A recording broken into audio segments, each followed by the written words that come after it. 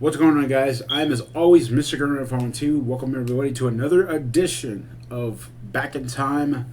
This is episode 111. And guys, we're going to talk about the 1995 classic film. We're going to talk about the 1995 classic film Bushwhacked. This film was directed by Greg Beeman. It stars Daniel Stern. Let's see. Did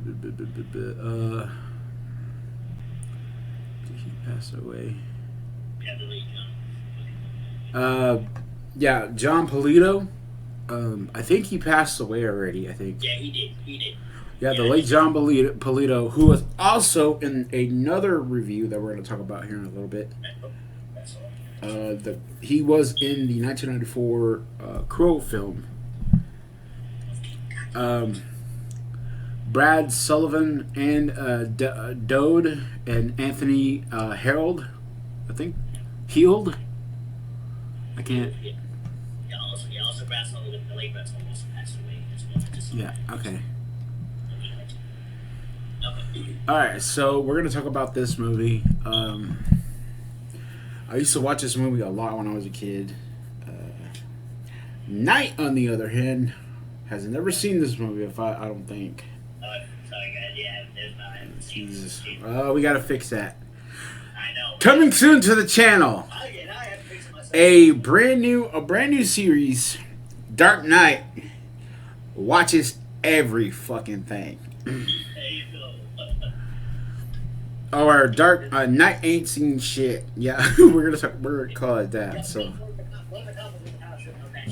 yeah. Where he's gonna be the one in the one in the hot seat, because he has a lot of movies he has not seen, and he needs to and he's going to be reviewing those movies on his brand new show. Dark Knight ain't seen shit. So anyway, let's talk about this movie. Here we go. Delivery man Mad Max Grabowski, played by Daniel Stern, is charged with delivering packages to millionaire Reinhard Bragdon, played by Anthony Heald, excuse me, for $50 tips. During a late-night delivery, Max accidentally stumbles across a fire in Bragdon's mansion and is cornered by FBI agent, the late John Polito. Agent Palmer, played by the late John Polito, but accidentally picks up Agent Palmer's gun and manages to escape. Max later sees a news report in which Palmer claims that Bragdon was killed in the fire, which was set up by Max to stop him from exposing a money laundering conspiracy. Now, on the run from the law, Max contacts his boss and learns that a final package is to be delivered to Bragdon, but at his mountain cabin in Devil's Peak. Oh boy. Alright.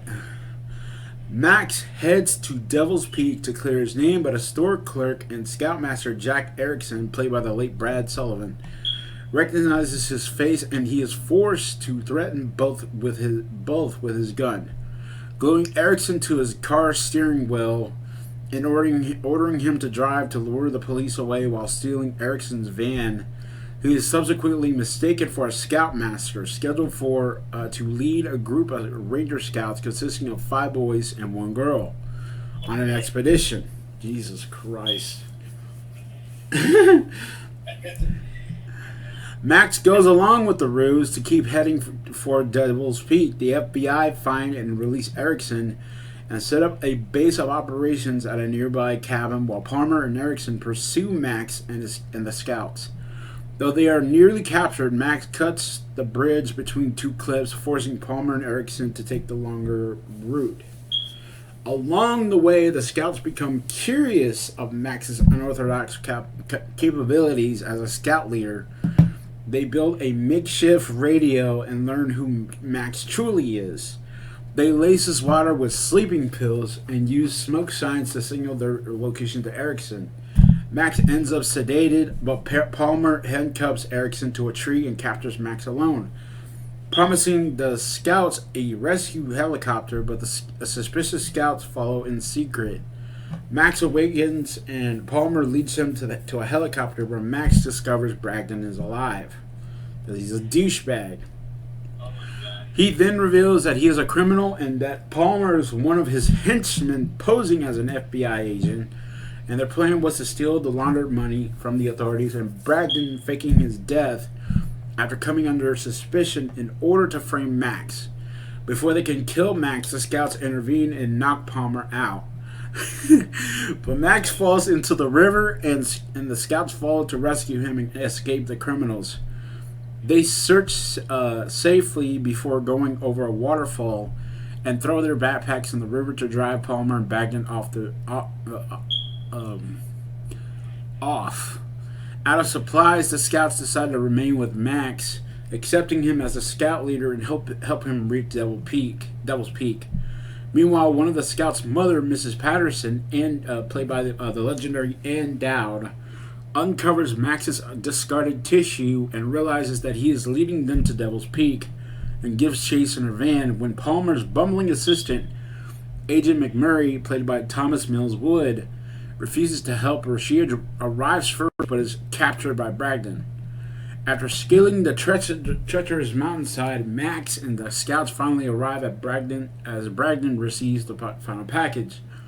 Palmer catches up and prepares to kill them, but is subdued by Erickson, who freed himself and followed Max. Erickson tells Max that he needs to have a serious talk with him for taking the scouts in his place. Max sneaks into the cabin to free Mrs. Patterson, while Erickson and the scouts glue Palmer to a tree as a payback for handcuffing Erickson to the tall tree. Bragdon appears and forces Max and Mrs. Peterson. I got the fucking name. Wait, is it Mrs. Peterson or Mrs. Patterson? I think they fucked up this. I think it's Mrs. Patterson. Yeah, okay, that's a typo, yeah. Yeah, to the edge of the cliff at gunpoint. Mrs. Patterson, see, they fucked up, see? Mrs. Patterson's son, Doherty, played by Blake Bashoff, charges Bragdon, but falls over a cliff and hangs onto a branch for his life. Max knocks Bragdon out by punching his dentures out of his mouth and climbs down the cliff and pulls Gordy to safety just before the branch falls away.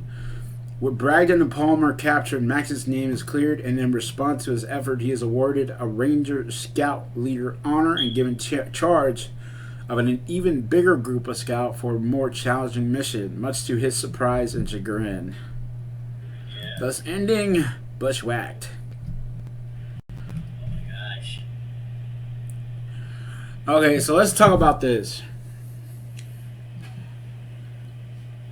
Okay.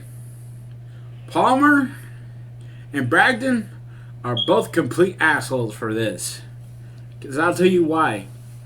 This dude is just doing his job. He's a delivery guy. Oh my gosh. He's a delivery guy. That's what he says. Hey, I'm a delivery guy. I don't know what the fuck y'all involve me in. So yeah, that's what happens. But I feel bad for this poor bastard because this dude had to go through hell, dude. All this shit. He had to lead a group of scouts straight to Devil's Peak, to this guy's fucking cabin, not knowing that the fucking asshole is still alive, and they're blaming this poor bastard for murder that he did not commit.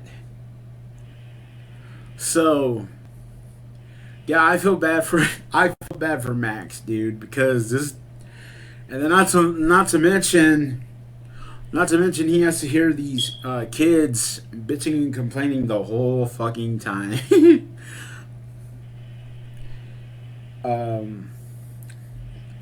And stuff like that. But I know you have not seen this movie at all. Yes. But I gotta ask. Yeah. After reading the plot, what do you think of the movie? Well, Sounds like it's gonna be a funny movie. Because if I know that if it has Daniel's story, it's gotta be a funny movie. And you know what? This is also what I'm gonna also look for and also watch. So yes, I think I'm gonna actually watch this. And many people don't know Daniel Stern. If you don't remember, those of you who are know about the movie Home Alone, you'll know who Daniel Stern is. Marv in the first and second Home Alone with Macaulay Culkin. Yeah. So that's how I know Daniel Stern is. And also, he was in Born in East LA with Cheech Marin as well. Yeah. About that. So that's who he is. So I know a lot of Daniel Stern and stuff. But yeah, so I gotta see this. This looks like it's gonna be a fun movie to watch.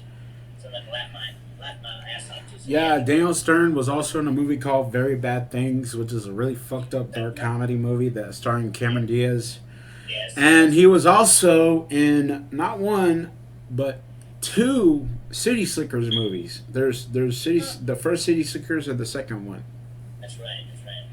With Billy Crystal and John Lovitz. Exactly. So yeah, definitely. I would definitely watch this movie. It's gonna be. I'm gonna laugh my ass off at this one. So I think after all these years, I think since the first time I ever watched this movie, I give this movie a 10 out of 10. It's still fucking funny after all this time. It is hilarious. Daniel Stern still shows that he can still do comedy, and he is hilarious at it. I think Bragdon and I feel bad. I feel bad for John Polito he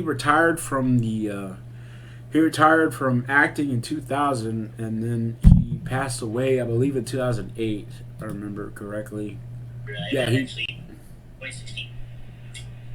Oh, wait. Oh. Yeah, yesterday was the anniversary of when he died, by the way. Oh, so he died in 2016, right? Okay. Yeah, he died. Yeah, yesterday was that. Okay, so I guess it was Brad Sullivan that died in 2008. Yeah, it was Sullivan. Yeah. Yeah, we lost two great actors in this movie. Brad Sullivan and also John Polito.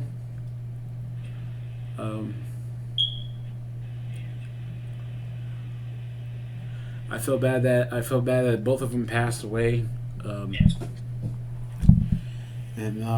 But this movie's still funny. I've seen this movie thousands of times. I remember this movie like it was yesterday. Please, if you ever get a chance to watch this movie, if it's out for Blu-ray or if you can find it online or anywhere else, do so, because you're doing yourself a great service. Because this movie is fucking funny as all hell. This movie, I don't know how many times I pissed myself laughing because of this damn movie. But yeah, that's gonna be it for me. And night, we're gonna do one more review, Back in Time review, and then we got our Film Fights review for The Crow. Yes, I am finally gonna get to talk about that shitty fucking remake that came out last year. Yes. So buckle up. It's time to knuckle up once again, because Film Fights is back in court. I'm Mr. Grimreaper Falma 2 with Dark Knight 97. We'll see. We'll see you later. And yeah, thanks. Peace.